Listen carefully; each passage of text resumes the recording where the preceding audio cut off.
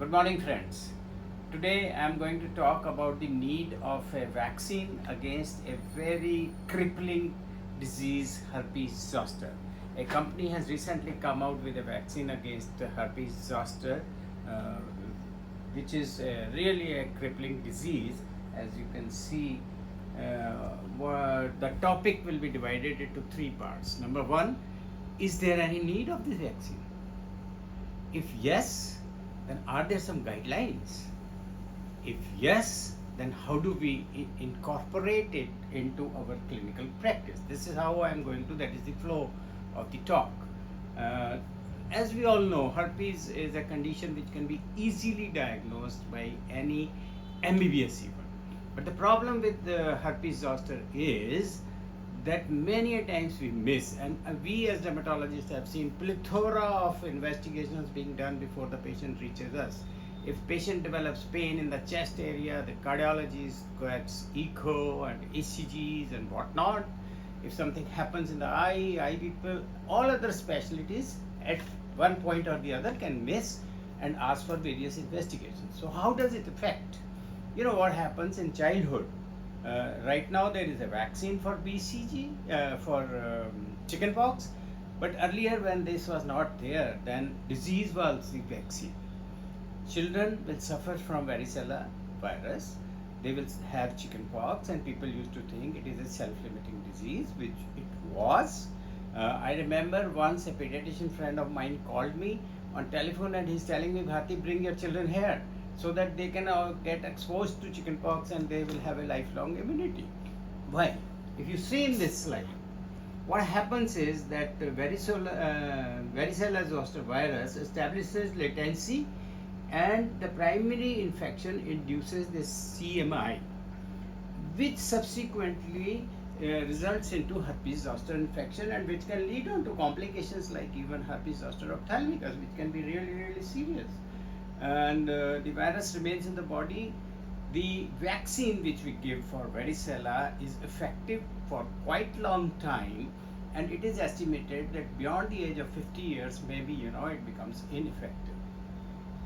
We have done a survey across the country in various OPDs in the hospitals, tertiary care hospitals, 21 to be precise, and it was found that post-herpetic neuralgia was found in 50 to 80% of the patients above the age of 50. Not only that, let me remind you that is a condition which many a times is a sign of some internal ailment. For example, hyperparathyroidism and hypercalcemia is first time manifested as herpes zoster in many patients. Not only that, you see that herpes zoster can be present in patients of who are IBD patients, irritable bowel disease patients. This is also commonly seen in patients on steroids, on immunosuppressive agents, who are suffering from cancers, or even the patients of multiple myeloma who are being treated with drugs like trioxide, arsenic trioxide. So immunosuppression in the form of drug or the disease, whatever, can lead on to the transmission of herpes zoster, and the herpes zoster in that case can be really troublesome. Not only the adults, even in children. This is a paper by me on a Medscape, which in which you can see a child suffering from herpes zoster, and this child was born to a HIV positive patient and is HIV positive too. Not only that, if you look here, beyond the age of 50%, the chances, lifetime risk of herpes zoster is 30%. In diabetes, it is 40%. In CVD, it is 20%. So on top of age, multiple comorbidities of diabetes and CVD have an additive effect, and increase the chances of herpes zoster by something like 60% if we sum up everything. And the herpes zoster itself can cause many problems. It can affect your daily life. Your sleep is disturbed. If you are a daily wage earner, your wages may go down. If you are admitted in a hospital, the cost increases. You have a disturbed mood. You keep fighting with people. Your sleep is disturbed. You don't no more enjoy your life. You can see here. Not only that, the post-herpetic neuralgia is the most troublesome condition. You know, we have seen people talking about the Jaipur block. Dr. Bhargava in late 80s suggested that a combination of dexamethasone with xylocaine and bupivacaine was given, and then it was modified in 2021 by the same group of doctors in Jaipur. Not only that, we are even thinking of gabapentin and lidocaine. A company has come out with an ointment for that to relieve post-herpetic neuralgia. We use amitriptyline and many other drugs to control post-herpetic neuralgia. Alcohol injections were given. In Amritsar, we have tried giving aspirin tablets crushed into Vaseline with some menthol tablets to be applied locally.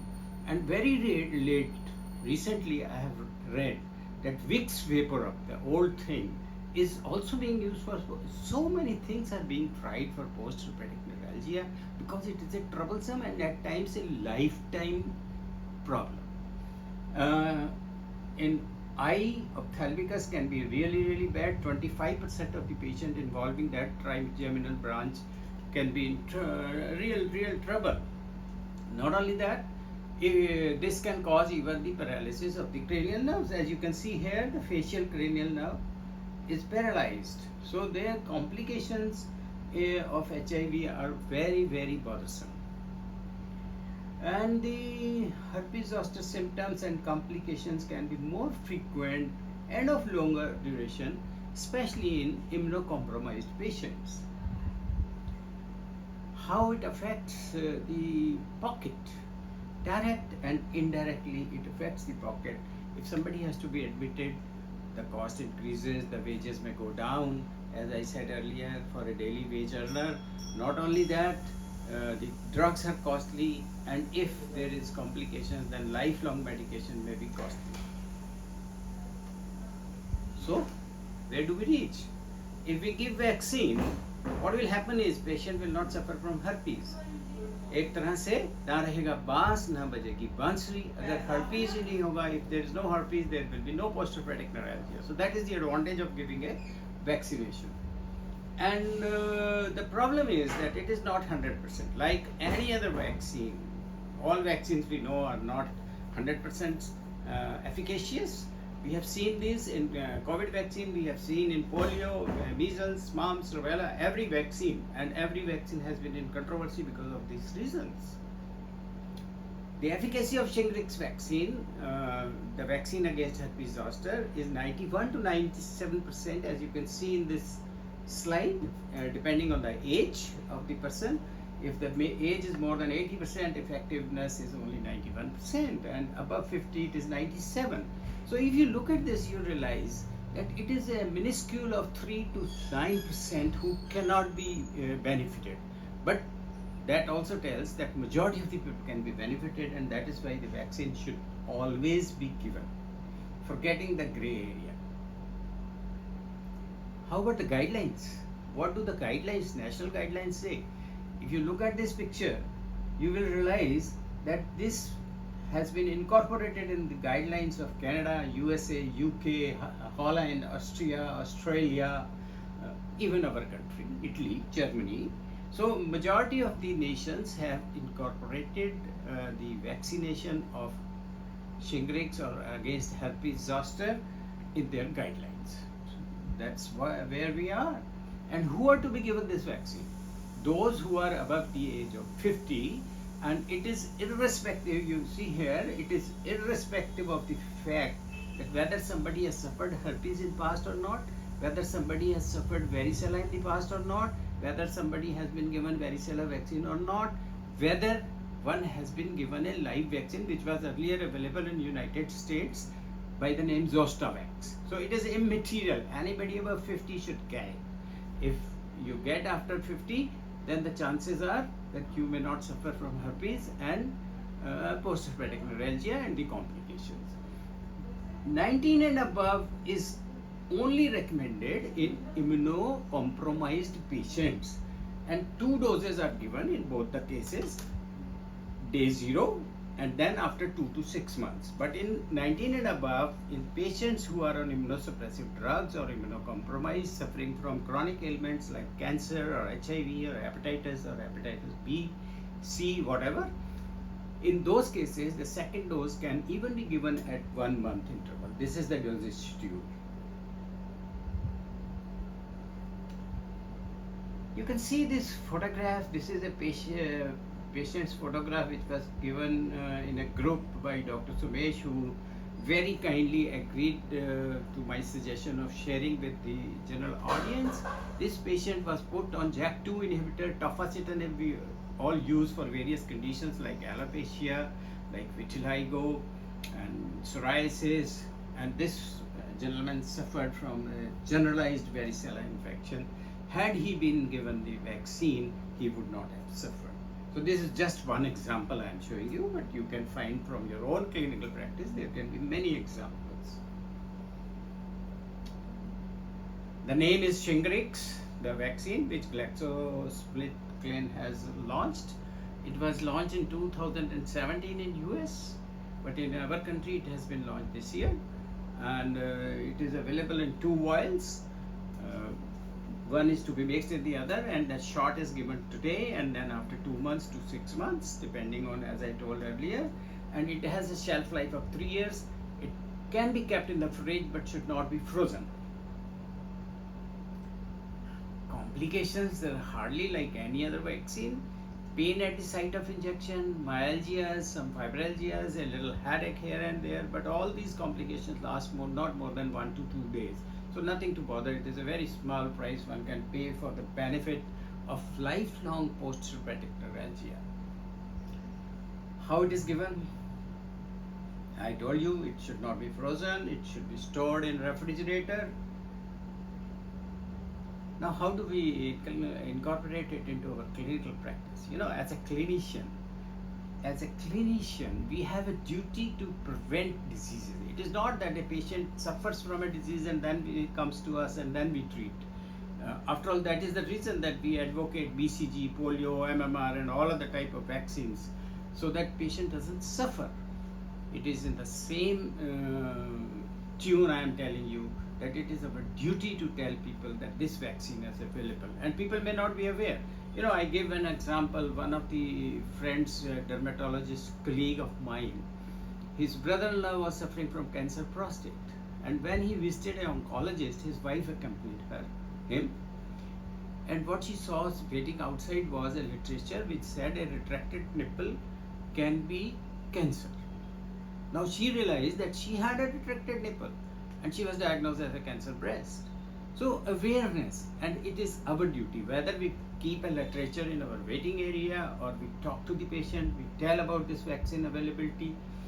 Once we tell about that, then there are different type of people. There are some people who will accept all, whatever you suggest. There are people who will oppose totally, all or none law. And there are people in between. There's a gray area. They are ready, but they will accept in time. They are not yet ready. You make them aware, they get ready.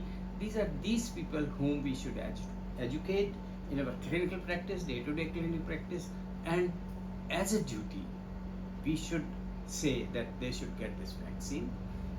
The only deterrent to this vaccine, to my mind, is the cost. A single vial, as on today, costs something like 8 to 11,000 rupees per dose, which is too high.